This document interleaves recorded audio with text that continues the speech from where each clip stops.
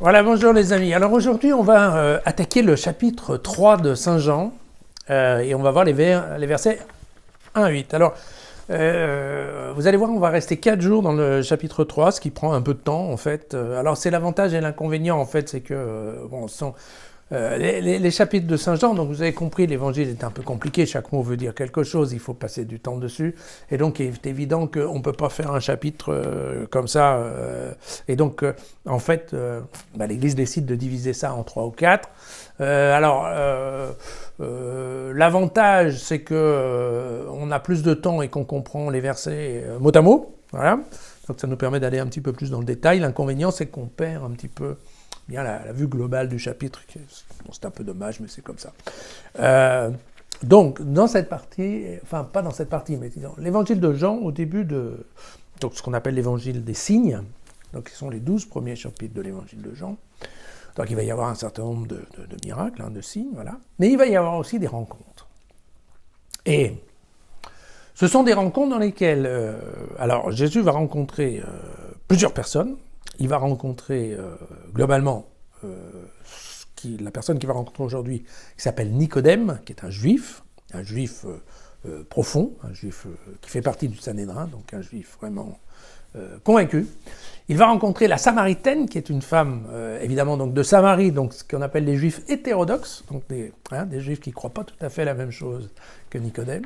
Et puis, il va rencontrer aussi le fonctionnaire public, c'est la fameuse guérison du fils du fonctionnaire public, vous savez, dans d'autres évangiles, on appelle ça le fils du centurion, ou le fils de ou la fille du gardien de la synagogue, mais globalement, c'est cette histoire-là. Chez Jean, c'est effectivement un fonctionnaire public, et donc, par définition, le fonctionnaire public doit être païen. Et donc, voilà. Qu'est-ce qui se passe? Donc, Jean nous montre que, Jésus rencontre ces 3 personnes, il leur parle de la révélation, il arrive à leur faire un certain cheminement vers la foi, ce qui permet de montrer qu'effectivement, sur un public très varié, le peuple, juif ou pas juif, est plutôt assez enthousiaste à entendre les paroles de Jésus. Voilà. En telle façon à créer un contraste avec effectivement ce qui va se passer ensuite avec les chefs de la religion juive. Voilà. Et donc, à travers de ces 3 rencontres, Jean va nous expliquer, parce qu'il y a la rencontre, il y a la discussion, et puis très souvent c'est suivi d'un monologue. Et que Jean, en fait, profite de ces 3 rencontres pour nous expliquer le fondement de la théologie de Jésus. Voilà. Alors, allons-y. Tandis que Jésus séjournait à Jérusalem durant la fête de la Pâque, beaucoup crurent en son nom à la vue des signes qu'il opérait. Mais Jésus, lui, ne croyait pas en eux, car il les connaissait tous, et il n'avait nul besoin qu'on lui rendît témoignage au sujet de l'homme. Il savait, quant à lui, ce qu'il y a dans l'homme. Or, il y avait parmi les pharisiens un homme du nom de Nicodème, un des notables juifs. Il vint de nuit trouver Jésus et lui dit « Rabbi, nous savons que tu es un maître qui vient de la part de Dieu, car personne ne peut opérer les signes que tu fais si Dieu n'est pas avec lui. » Et Jésus lui répondit « En vérité, je te le dis, à moins de naître de nouveau, nul ne peut voir le royaume de Dieu. » Alors Nicodème lui dit « Mais comment un homme pourrait-il naître s'il est vieux ? Pourrait-il entrer une seconde fois dans le sein de sa mère et naître ?»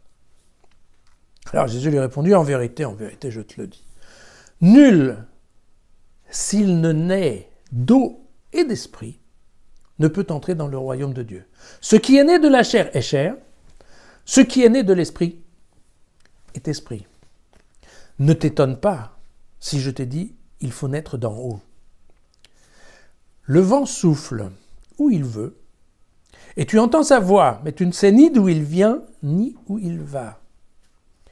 Ainsi en est-il de quiconque est né de l'esprit. » Bien. Ouais, comme d'habitude, c'est de Saint Jean. Donc, voilà. Alors, il y a cette première partie dans laquelle beaucoup de gens crurent, mais lui, Jésus, ne croyait pas en eux. Voilà. Il savait quant à lui ce qu'il y a dans l'homme, vous vous souvenez, on en a parlé, c'est cette question de la christologie haute, d'accord, qui est que Jésus, en fait, dès le départ, Jésus est Dieu. Jésus est Dieu et il était auparavant avec son Père. Et donc, globalement, n'oublions pas, Dieu est à la base de l'homme, Dieu crée l'homme, et s'il y a quelqu'un qui connaît ce qui se passe à l'intérieur de l'homme, c'est Dieu. Et donc, effectivement, quand Jésus a des contacts avec un homme, il sait à l'avance quel est cet homme dans le fond de son esprit, de son âme, vous voyez. Vous vous souvenez, c'est comme ça qu'il avait découvert que, voilà, un certain nombre de choses à l'avance. Vous vous souvenez, la Samaritaine et ses maris, et des choses comme ça. Donc, une fois de plus, ça nous est bien resitué dans le sujet. Après, et donc, alors oui, pourquoi Jésus ne croit pas en eux? Mais tout simplement parce que Jésus sait, et on le verra après, dans un autre passage sur la multiplication des pains, Jésus sait effectivement ce qu'il y a au fond du cœur des hommes. Et il a bien compris que les hommes qui viennent s'attrouper autour de lui ne le suivent pas parce qu'il est Dieu ou le Fils de Dieu. Les hommes qui sont là, ils le suivent ou pour voir des signes, ou pour profiter en fait du spectacle, voire, on verra après la multiplication des pains, voire éventuellement de la bouffe gratuite. D'accord ? Non, donc Jésus n'est pas dupe en fait, c'est ça la question. Voilà, Jésus n'est pas dupe. Concernant Nicodème, alors on sait que beaucoup de gens me disent « Ah oui, vous avez vu, il vient de nuit, c'est parce que Nicodème a peur d'être repéré comme étant un juif qui vient voir Jésus. » C'est pas du tout ça. La question c'est que pour Jean, vous savez que voilà, Nicodème est un juif du Sanhédrin, donc quelqu'un très juif. Et, eh bien, ces gens qui sont très juifs et qui ne reconnaissent pas la nature divine de Dieu, eh bien, ils sont dans les ténèbres, tout simplement. Vous vous souvenez que la mort, pour Jean, c'est être loin de Dieu, c'est ne pas vivre avec Dieu. Donc, typiquement, si on ne vit pas avec Dieu, on est dans les ténèbres. Et c'est le cas de ce pauvre Nicodème qui vient voir Jésus l'ami. C'est important de savoir qu'ici, c'est Nicodème qui vient à la rencontre de Jésus, et pas le contraire. Mais c'est important aussi de repérer que Nicodème, quand même, dit quelque chose, qui n'est pas neutre, puisqu'il lui dit, il lui dit exactement, tu es un maître et tu viens de la part de Dieu. D'accord ? Parce que, en effet, les signes que tu fais, vous vous souvenez, il y a un certain nombre de choses que seul Dieu peut faire, rendre la vue, soigner la lèpre ou ressusciter les gens. D'accord ? Donc, qu'est-ce que Nicodème transmet ici ? Il dit, ouais, on n'est quand même pas, nous non plus, on n'est pas dupes. On a bien compris qu'il y avait quelque chose de divin dans ta personne. Mais vous voyez que là, Nicodème, il en est encore dans le schéma ancien, qui est le schéma ou du prophète, d'accord ? Super rabbin qui explique les textes, ou éventuellement du Messie, mais éventuellement seulement. C'est ça ce qu'il vient chercher, d'accord ? Alors, bien entendu, ce Nicodème en question, on va le retrouver 2 ou 3 fois dans l'évangile de Jean, si je me souviens bien, c'est aujourd'hui, et puis on va le retrouver au moment de la condamnation de Jésus.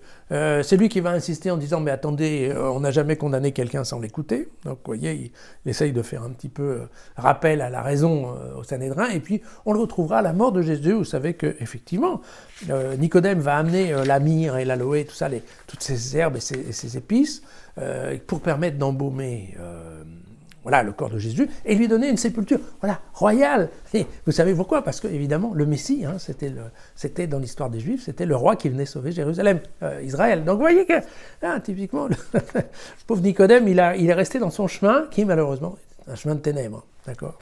Mais Nicodème est typiquement un exemple de quelqu'un qui n'a pas fait le cheminement de la foi, même en ayant parlé à Jésus. Voilà. Alors, Jésus répond, sur le sujet en fait du salut. Alors, le salut pour les Juifs, c'est cette question, vous savez, du jugement dernier, donc qui est à la fin, où le juge vient et il dit « moi je prends » ou « moi je ne prends pas ». Et puis, en fait, ici, alors il y a un jeu de mots, comme Jean les pratique, et pour ça, il faut connaître un peu le grec, mais il fait le jeu de mots entre le même mot dit « naître d'en haut » ou « naître de nouveau ». Voilà. Donc en fait, Jésus lui dit naître d'en haut, cet esprit, l'esprit, d'accord, un être d'esprit qui naît de l'esprit, ou un être de chair qui naît de la chair. Mais évidemment, il y a un malentendu, et Nicodème entend naître de nouveau. Donc il pousse un peu le truc en disant ça veut dire qu'un homme, il fasse marche arrière, caméra à l'envers, et puis ça rentre dans l'utérus, et voilà. Bon, c'est cette notion, c'est ce jeu de mots sur le naître d'en haut. Et d'ailleurs, ce jet de mots, on va retrouver ensuite, alors, bon, évidemment, il y a le petit couplet sur l'eau et l'esprit, donc l'eau qui est le symbole du baptême, l'esprit qui est l'impulsion de Dieu, bien entendu, et c'est important puisque, voilà, ça reviendra plusieurs fois dans l'esprit de Jean. Le salut, c'est à la fois la foi, mais aussi le baptême, parce que il fallait bien quand même se remettre dans l'église de Pierre, à un moment ou à un autre, donc on ne pouvait pas dire que c'était que l'esprit. D'accord ? Mais il y a cette question, voilà, que les êtres de l'esprit sont animés effectivement par le souffle de Dieu. Et là, il y a un deuxième jeu de mots qui a à voir avec le souffle, donc on l'a déjà vu l'autre jour, et donc il parle du vent. Ce que je vous avais dit, le souffle, c'est à la fois l'esprit, c'est ce jeu de mots entre esprit et souffle. Et puis, ici, il fait l'autre jeu de mots, qui est le souffle, c'est le souffle du vent, et voilà, il le dit bien, d'ailleurs cette phrase est très sympathique. Tu ne sais ni d'où il vient, ni où il va. Mais le message qui est derrière, attention, parce que, outre cette phrase qui, effectivement, est sympathique, c'est que rencontrer Dieu n'est pas la décision de l'homme. D'accord ?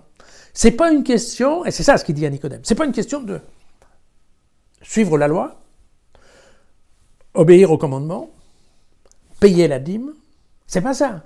Vous n'avez pas compris. C'est pas vous qui faites le chemin, vous faites une partie du chemin, mais à la fin, c'est Dieu qui vient. Et donc le choix, il est fait par Dieu. N'oubliez jamais ça. Et ça, on retrouvera ça, vous allez voir plein de fois dans Jean. Le choix, c'est toujours Dieu qui le fait. D'accord ? C'est pas... Et vous savez, même quand... vous vous rappelez, il y a cette histoire... je pense qu'on a déjà vu ça au moment de la Passion, où Jésus dit, voilà, le peuple que tu m'as donné, voilà. C'est Dieu, c'est le Père qui a sélectionné un certain nombre de gens, et à qui Jésus a expliqué les choses. Et puis dans ces gens-là, il y a ceux qui ont écouté, ceux qui ont cru, ceux qui n'ont pas cru. Mais la décision finale, elle est toujours de Dieu. C'est important que nous aussi, on se rende compte de ça. Le salut de l'homme est une décision de Dieu.